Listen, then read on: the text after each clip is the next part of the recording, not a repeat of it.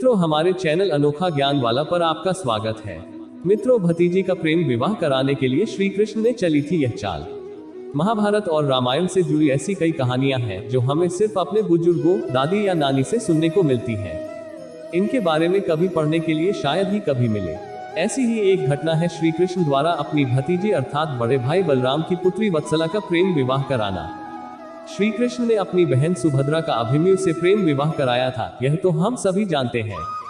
आइए जानते हैं कि लीलाधर कृष्ण ने भतीजी का प्रेम विवाह कराने के लिए क्या लीला रची थी।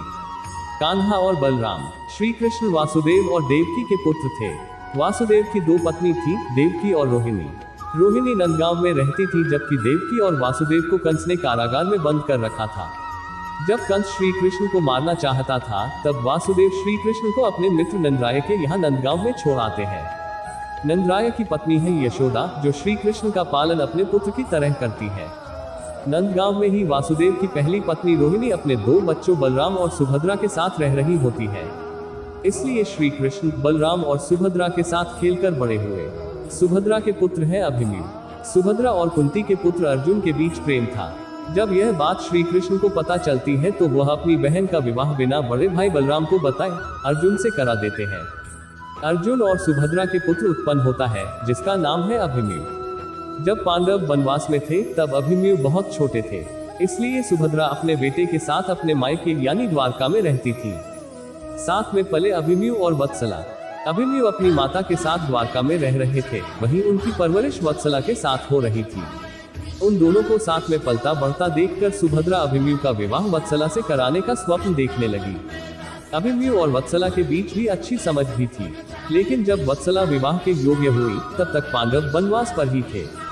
इसलिए बलराम ने अपनी पुत्री का विवाह दुर्योधन के बेटे लक्ष्मण से करने का मन बना लिया। जब यह बात सुभद्रा को पता चली तो वह श्री कृष्ण के पास पहुंची। सुभद्रा की बात सुनने के बाद श्री कृष्ण ने कहा कि पूर्व में तुम्हारे विवाह के लिए मैंने भ्राता बलराम का विरोध किया, लेकिन दूसरी बार ऐसा करके मैं उन्हें दुखी नहीं कर सकता। हाँ, यह काम तब संभव है जब कोई मायावी राक्षस वत्सला का हरण कर ले। इतना कहकर कान्हा द्वारका नगरी से किसी कार्य की पूर्ति के लिए बाहर चले गए। वन की तरफ चल दी सुभद्रा। सुभद्रा अपने मन में श्री कृष्ण की बात लिए हुए वन की ओर चल दी। जब शाम तक वह महल में वापस नहीं लौटी तो अभिमन्यु भी उन्हें ढूंढने निकले।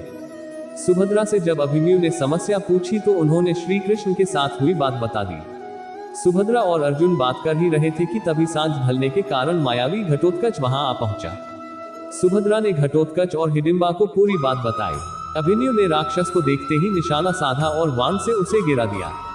तभी घटोत्कच की माता हिडिंबा वहां आ पहुंची और यह क्या हुआ भीमपुत्र कहकर विलाप करने लगी।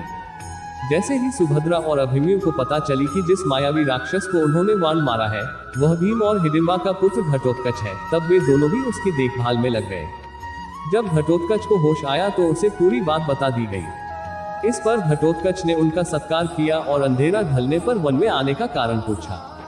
इस पर सुभद्रा ने घटोत्कच और हिडिंबा को पूरी बात बताई। घटोत्कच ने किया वत्सला का अपहरण। घटोत्कच भीम का पुत्र था, बुद्धिमान भी और बलशाली भी। जैसे ही सुभद्रा ने कहा कि ऐसा बोलकर श्री कृष्ण द्वारका से बाहर चले गए, वह तुरंत समझ गया कि इसका आशय क्या है। तब घटोत्कच ने कहा कि अपने भाई अभिमन्यु के लिए वत्सला को हरण करने का कार्य वह स्वयं करेगा।